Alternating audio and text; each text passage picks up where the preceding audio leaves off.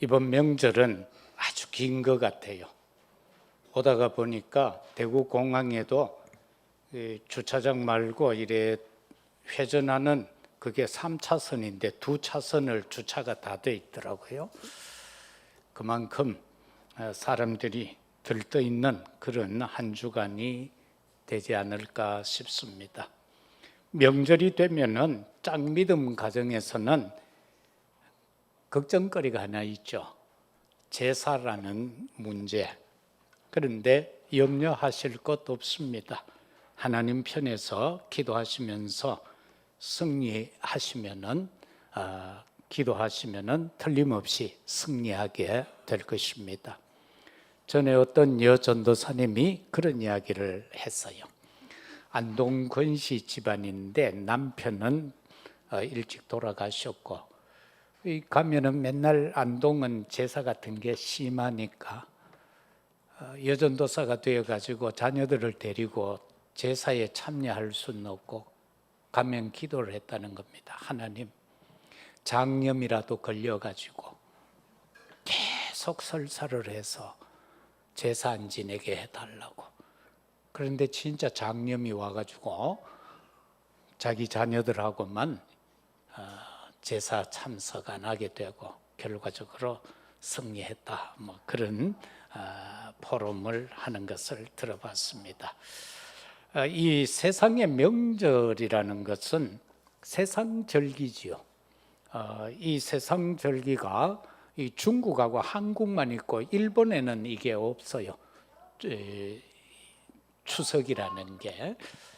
그런데 여기에서 보면 이거는 어디까지나 마귀, 귀신이 주인인 거예요. 요한복음 8장 44절에서처럼 너희는 너희 아비 마귀에게서 났다. 그래서 그 마귀는 진리가 없기 때문에 제 것을 가지고 말한다. 그래서 거짓말을 한다. 속이는 자다. 또한 처음부터 살인자다. 그렇게 말하죠. 세상의 절기 가운데 보면 서양에서 주로 일어나고 있는 게 할로윈 같은 거.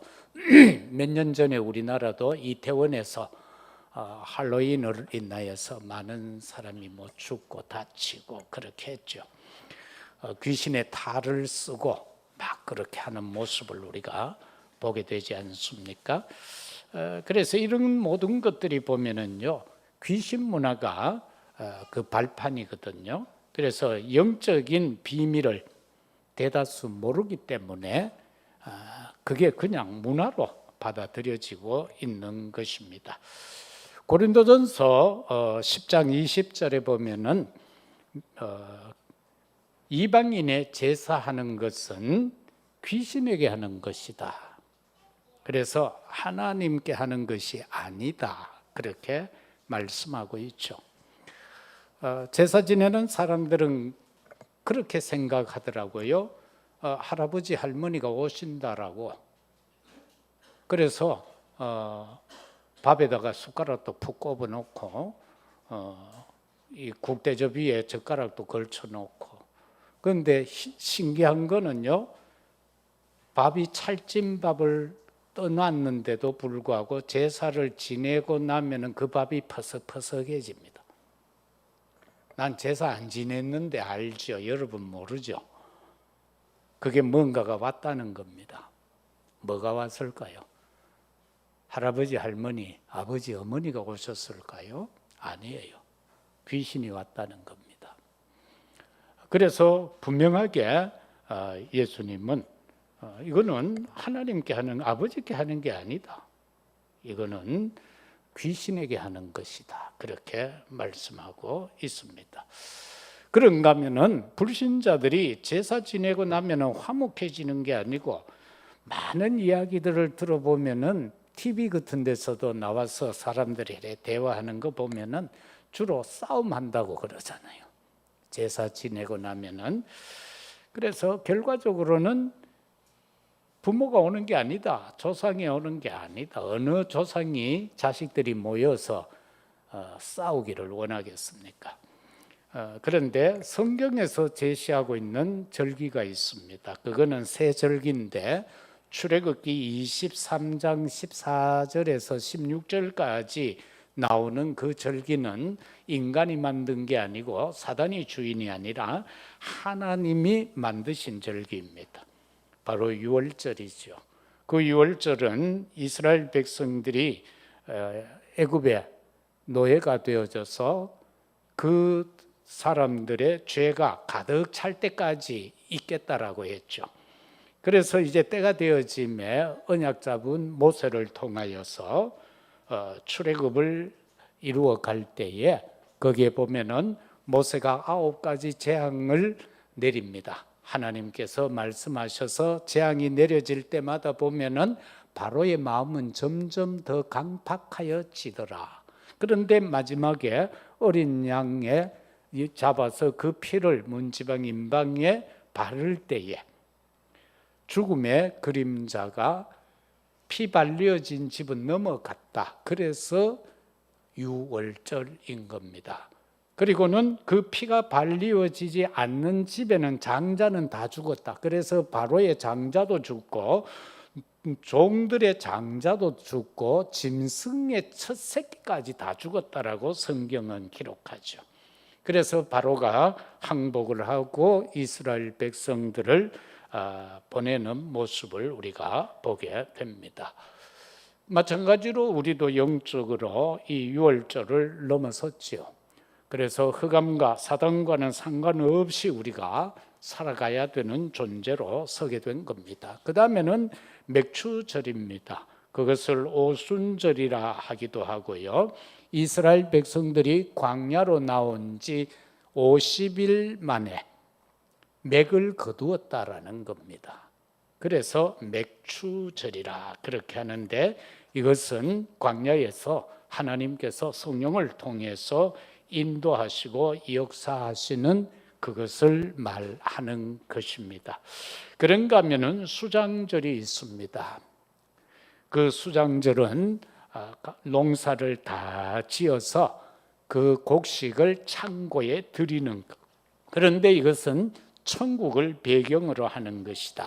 누가복음 16장 19절에서 31절까지 보면은 자색 옷을 입은 부자가 등장하고 그는 날마다 잔치를 하고 그런데 그 집 대문 밖에는 나사로라고 하는 거지가 있는데 몸에는 헌대가 있어서 기와 짱을 가지고 그 가려움을 끌고 있더라 그렇게 표현했죠. 그래서 그 집에서 버려진 음식을 얻어먹고 사는 건데 희한하게도 한날 한시에 죽었어요. 죽었는데 나사로는 천국 가서 아브라함 품에 안겨 있었어요. 그런데 부자는 어떻게 해요? 지옥 갔어요. 이 부자 눈에는 이제 이 나사로가 아브라함 품에 안겨 있는 게 보여요. 그래서 아브라함한테 말하죠. 아버지라고 하면서 그 아버지 관계도 아닌데요. 지옥 갔는데 아버지라고 하면서 내가 목이 타니까 나사로한테 심부름을 시켜서 그 손끝에 물 한 방울 찍어서 내 혀끝에 대달라고. 그런데 갈 수가 없다고 하죠. 그러니까 또 하는 말이 그러면은 죽은 자가 돌아가면은 세상에 남아있는 내 형제들이 잘 들을 것 아닙니까? 그래서 나사로 좀 보내서 내 형제들이 나 있는 곳에 오지 않게 해달라고 그렇게 부탁을 합니다. 그럴 때 아브라함은 말하죠. 아니야. 이미 모세와 많은 선지자들이 말을 전했는데 그거를 듣지 않는 자는 나사로가 지금 살아서 가서 말해도 듣지 않는다라고 하는 것이 바로 구원받은 자와 구원받지 못한 자 그것을 거기에서 묘사해 놓고 있죠. 그런데 거기에서 우리가 볼 수 있는 것은요. 부자는 표현하기를 거기에 자색 옷을 입고 매일 잔치, 페스티벌을 하고 있는 부자다. 그렇게 이름이 없습니다. 그런데 거지는 나사로라는 이름이 있습니다. 그 나사로라는 이름이 하나님께 은혜 입은 자다라는 그 이름의 뜻입니다. 오늘 우리에게는요, 우리가 때로는 부족하고 약한 것 같이 보이고 살더라도 우리에게는 하나님의 자녀라는 이름이 주어져 있습니다. 그래서 우리는 어떻게 보면 나사로와 같이 부잣집 대문 밖에서 얻어먹고 살았다 할지라도, 그런 영적인 모습이라 할지라도 우리는 하나님의 자녀다. 결과적으로는 우리는 수장조를 통해서 천국에 들어갈 수밖에 없는 마지막 날에 바로 그러한 신분이다라는 것을 보게 됩니다. 오늘 우리가 읽은 이 말씀에서 보면은 안식 후 첫날 저녁에 제자들이 유대인들을 두려워하여 한 곳에 모여 있었습니다. 왜냐하면 예수 믿는 게 들키면은 그들에게 엄청난 불이, 때로는 죽음이 그들 앞에 있기 때문에 그들은 지금 두려워서 숨어 있었던 사실입니다. 그래서 주님이 그들을 찾아오셔서 하신 말씀이 너희에게 평강이 있을지어다. 오늘 이 시대를 살아가고 있는 저와 여러분에게도 주님은 말씀합니다. 아무개야, 네게 평강이 있을지어다. 제자들을 찾아오신 예수님의 위로, 그 평강의 축복.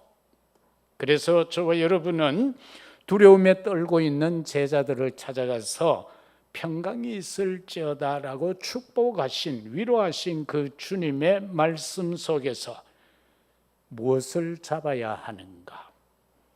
저와 여러분은 이 시대를 살아갈 때에 두려움이 없을 수 없습니다. 두려움 존재합니다. 가난의 두려움도 있습니다.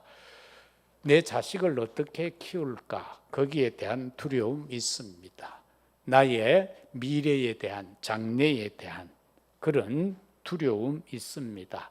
나이가 들면 들수록 노후에 대한 두려움 있습니다. 젊은이들은 어떻게 해서 내 삶이 아름다워질 수 있을까라는 그런 미래에 대한 두려움 있습니다.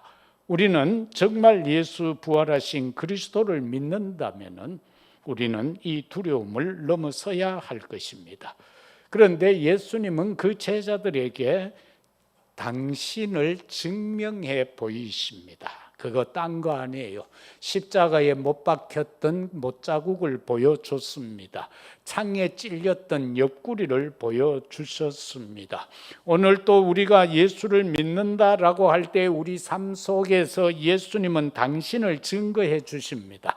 말씀을 통해서 증거해 주십니다. 기도할 때에 성령으로 역사하셔서 우리의 심령 속에 예수를 믿게 되는 그러한 증명을 주님이 스스로 해 주십니다. 그런가 하면은 요한복음 16장 20절처럼 너희의 근심이 도리어 기쁨이 되리라, 그렇게 말씀합니다. 우리의 믿음의 선조들 많은 어려움을 당했습니다. 그들은 다 언약을 붙잡고 기도하게 되어졌을 때에 그들이 근심하고 걱정하고 염려했던 것들이 기쁨으로 응답되어진 사실들을 우리는 볼 수 있습니다.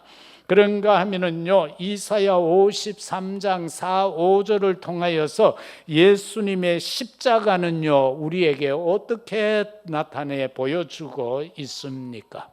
이사야를 통하여서 구약의 복음이라고 하는 이사야를 통하여 이사야서에서 이미 우리에게 하나님께서는 엄청난 비밀을 말씀하고 계십니다. 3절에서 보면은 그는 우리의 질고를 지고 우리의 슬픔을 당하였다. 그런데 우리는 그가 징계를 받았다라고 인간들은 생각하고 있다. 예수님이 십자가를 진 것은 뭔가 자신의 문제를 가지고 징계받았다, 그렇게 말씀하고 있습니다. 그러나 여기에서 우리에게 주신 말씀은 뭔가? 우리에게 오신 그 예수님은요, 어떤 분인가? 우리의 허물로부터, 허물로 죽은 나를 살리기 위해서 그분이 칼에 창에, 못에 찔렸다라는 것입니다. 그리고 가시관에 온 머리가 찔려서 피를 흘리셨다. 왕의 관을 쓰셔야, 왕관을 쓰셔야 할 그분의 머리에 가시관이 쓰였다. 그래서 모든 피를 흘리게 되어졌다. 우리의 허물과 죄로 죽었던 나를 살리기 위해서 그가 찔림을 받게 될 것이라고 이사야를 통하여 이미 예언의 말씀으로 해놓은 겁니다. 우리의 죄 문제 어떻게 해결할까요? 하나님 되신 말씀이 육신이 되어 이 땅에 오신 예수님의 몸이 상하여지기까지 하면서 우리를 죄에서부터 해결해 주셨다. 죄 문제를 해결해 주셨다라는 겁니다. 인생은 근심하고 걱정하고 염려하고 불안하며 살 수밖에 없도록 되어져 있습니다. 왜 그렇습니까? 하나님을 떠났기 때문에. 그래서 사단의 영역에서 잡혀 살기 때문에 근심, 걱정, 염려, 불안, 초조 이런 것들이 있을 수밖에 없는데 예수님의 죽음으로 인하여 우리에게 평화를 주시겠다, 그렇게 약속합니다. 나에게 감사와 기쁨과 평화를 위해서 그분은 십자가의 징계를 받으셨다라는 겁니다. 그런가 하면은 우리는 영적으로, 육적으로, 정신적으로 많은 문제를 갖고 살아갑니다. 바로 말할 수 없는 불치병이 우리에게는 있다라는 사실입니다. 그것을 위해서, 그 우리의 치유를 위해서 예수 그리스도는 채찍을 맞으셨다는데, 이 당시에 채찍은 가죽끈의 끝에다가 쇠창살을 달아놓은 겁니다. 그래서 몸을 후려치면 감겼다가 당기면 이것이 풀리면서 그 칼날이 몸을 완전히 가르는 겁니다. 그래서 예수님은 모든 피를 흘려주셨다. 피 흘림이 없이는 죄 사함이 없다. 히브리서 9장 27절은 그렇게 말하죠. 피 흘림이 없이는 죄 사함이 없다. 그리스도께서는 찔리고 상하고 징계받고 채찍에 맞음으로 물과 피 한 방울도 아끼지 아니하시고 우리를 위하여 다 흘려주심으로 우리는 영적으로 육적으로 완전한 치유를 받은 줄로 믿습니다. 그것이 바로 오늘 제자들을 찾아오신 예수님의 위로요 평강의 축복이며, 오늘 이 시간 우리를 찾아오신 주님의 위로요 주님의 축복인 줄로 믿습니다. 그 다음에는요, 평강의 주님과 나와의 관계는 어떤 관계인가? 이사야 9장 6절에 보면은 오실 예수님을 평강의 왕이다, 그렇게 말씀하고 있습니다. 예수님은 평강의 왕이십니다. 그래서 우리에게 지금도 말씀하시지요. 평강이 있을지어다. 평강의 왕이기 때문에 그 평강을 주실 수 있는 겁니다. 평강을 가지신 분이기 때문에 우리에게 줄 수 있는 겁니다. 내게 감사와 기쁨이 없으면 우리는 남에게 감사 전할 수가 없고 기쁨을 말할 수가 없습니다. 바로 그겁니다. 내게 영원한 말씀이 있어야 남에게 말씀을 전달할 수 있습니다. 내게 구원의 감격이 있어야만 구원받아야 할 자들에게 그 감격의 말씀을 전할 수가 있는 겁니다. 없다면 줄 수가 없기 때문에 그러합니다. 마가복음 3장 13절에서 15절에서 보면은 주님과 제자들의 관계를 거기에서 말씀하는데, 그것은 이 시대에 살아가고 있는 주의 제자된 우리에게도 동일하게 적용이 됩니다. 예수님이 그들을 불렀습니다. 왜 불렀습니까? 함께 하며 전도도 하며 귀신을 내어 쫓는 권세를 주기 위해서다라고 분명히 말씀하셨습니다. 그리고 제자들을 현장으로 보낼 때 마태복음 10장 16절에서 보면은 내가 너희를 저 현장으로 보내는 것이 이리 가운데 보냄과 같다라고 했습니다. 제 사랑하는 제자를 이리 가운데 보낸다면은 그냥 버려두시겠습니까? 하늘 군대 동원하셔서 그 제자들을 지켜 보호하셨겠지요.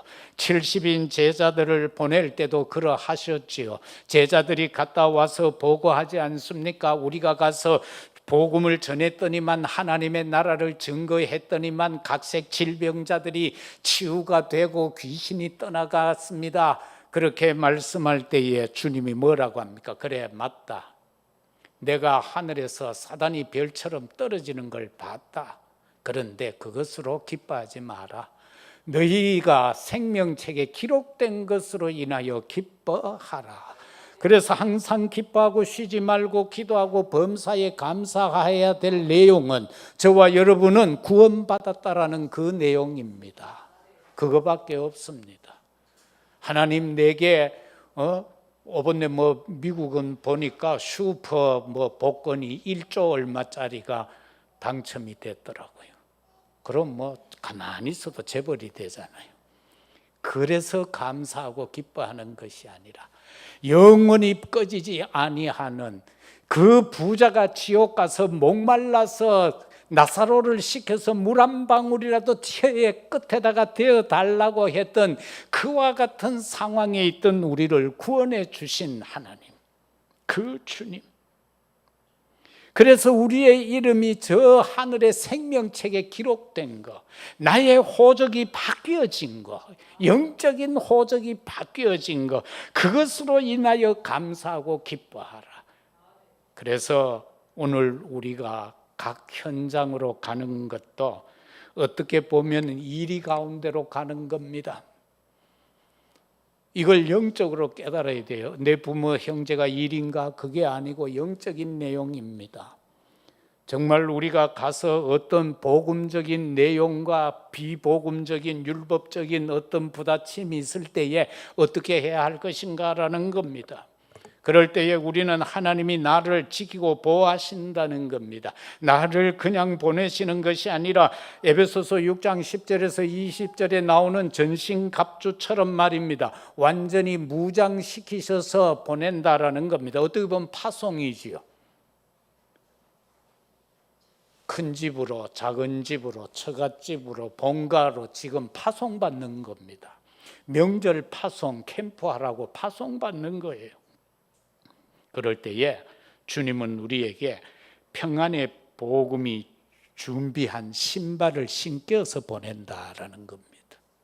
저와 여러분이 나이키 운동화 신고 가는 것이 아니고 하나님께서 준비해 주신 평안에 준비한 복음의 신발, 그걸 신고 간다. 그래서 저와 여러분이 가는 곳곳마다 평안이 넘쳐 흘러야 돼요. 다른 사람에게 뭔가 안 되어져서 근심하고 걱정하고 염려하는 심령 속에 복음으로 그리스도로 평안을 전달해 줄 수 있어야 된다, 그 말씀인 것입니다. 우리의 걸음은 평안을 전달해야 됩니다. 이번 명절을 통해서 복음 가진 여러분 각자의 현장에서 피스메이커들이 되시기를 주의 이름으로 축복합니다. 어떤 사람은요, 말만 했다 하면은 상대 심장을 쭉 휘벼 파는 사람들이 있잖아요. 그게 아니라 어찌됐든지 간에 상대를 편안하게 해주고 기뻐하게 만들고 하는 피스메이커가 되라. 마지막 세 번째는 성령의 역사로 나타나는 영적 상태, 우리의 삶은 어떠해야 하는가? 지혜로운 사람이 있는가 하면은 좀 어리석은 사람도 있고요, 우둔한 사람도 있고 그렇잖아요. 그러나 하나님은 저와 여러분에게 요한복음 14장 25절에서 27절의 말씀에서처럼요, 우리로 하여금 성령께서 그리스도께로부터 들은 것을 가지고 우리로 하여금 생각나게 하고 깨닫게 한다는 겁니다. 다시 말해서 하나님의 말씀을 생각나게 하고 깨닫게 하신다는 거예요. 그래서 이걸 어떤 사람들은 또 이렇게 적용하더라고. 시험 치는 학생들에게 하나님께서 생각나게 하고 깨닫게 할 거니까 너희들이 한번 본 거 그것 붙들고 기도하면 하나님께서 시험 칠 때에 그것이 샥 지나가게 해줄 거다. 또 어떤 사람은 그렇게 해서 또 시험처가 또 됐다고 하는 사람들도 있고 그래요. 그런데 주님이 여기서 하시는 것은 당신의 말씀이 생각나고 깨닫게 하겠다는 것이고 당신의 뜻과 계획이 생각나고 깨닫게 하겠다, 그 말씀인 것입니다. 그래서 어떤 것일까요? 저와 여러분은요, 하나님의 형상이라는 거 놓치면 안 돼요. 우리는 이 세상에 삽니다. 그러나 우리는 하나님의 형상을 가진 천국 백성입니다. 그것을 바울이 분명하게 확실하게 말했죠. 천국 시민권을 자기는 가졌다라고. 이제 로마 시민권은 아무것도 아니다라고. 내가 지난날 자랑했던 거, 가지고 있는 거, 그거 예수님 알고 나니까 그렇게 중요한 게 아니더라는 겁니다. 그게 없어야 된다는 거 아니에요. 있어야 돼요. 그러니까 복음을 전하다가 잡혔을 때 로마 시민권자라는 걸 알고는 그 잡아 넣었던 사람들이 얼마나 두려워하는 모습도 볼 수 있잖아요. 그래서 우리가 세상적으로 육신적으로 갖출 것 갖춰야 돼요. 그러나 그게 주가 되면 안 돼요. 그게 목적이 되고 그게 목표가 되면 안 된다, 그 말씀입니다. 저와 여러분은 오직 그리스도가 표대가 되어야 되고요, 우리가 이 세상에서 추구하는 것을 얻는 것이 아니라 우리는 위에서 주신 그 상급을 바라보고 사는 자가 되어야 한다, 그 말씀인 겁니다. 그래서 창세기 1장 26절에서 28절처럼 우리는 하나님의 형상으로 지음을 받아서 하나님이 우리에게 축복을 하시는데 어떤 축복을 하셔요? 다스리고 정복하고 번성하고 충만하라는 겁니다. 그게 하나님이 우리에게 주신 축복이요. 그런가 하면은 그냥 대충 사는 것이 아니라 창세기 2장 7절에서처럼 흙으로 사람을 빚고 거기에다가 생기를 불어넣으라고 했어요. 그러니까 그게 생명이 되어졌다. 진짜 움직이는 존재가 되어졌다. 에스겔 37장에서도 보면은 그 해골에게 말씀을 선포하니까 대언했을 때에 그것이 뼈들이 막 갖다 붙잖아요. 그리고 형체를 다 이루었어요. 그러나 그것이 움직이지는 못했어요. 생기를 대언하라고 그러잖아요. 생기를 대언할 때 그것이 군대가 되어졌다라는 겁니다. 우리가 예수 믿습니다. 그런데 그 예수 믿는 시인하고 고백하면 신분과 권세는 회복했습니다. 자녀의 신분은. 그러나 우리가 이 땅을 다스리고 정복하고 번성하는 것은 성령 충만이 되어야 한다, 그 말씀인 겁니다. 내가 성령 충만하지 않으면 우리는 하나님의 자녀가 되어져서 이 세상에서 악한 사단 마귀에게 장악된 자들에게 심부름하고 살 수밖에 없다라는 겁니다. 그래서 영적 서밋이 되어야 하는 겁니다. 그런가 하면은 사도행전 창세기 41장 38절, 사무엘상 16장 13절에서 바로가 보았을 때에 이 요셉이 정말 하나님의 신에 저만큼 감동된 자를 우리가 어떻게 얻겠느냐고 하면서 노예를 당장 총리로 올려보냈어요. 도대체 몇 등급을 진급한 겁니까?